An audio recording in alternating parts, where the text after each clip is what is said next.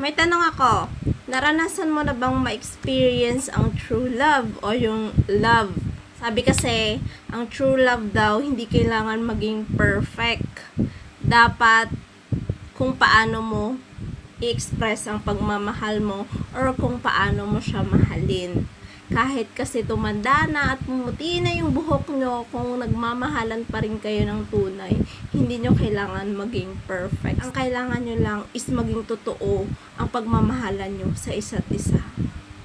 So sana gawin nyo yan, and huwag nyong hanapin kung ano yung perfect at imperfect dyan sa kasama nyo.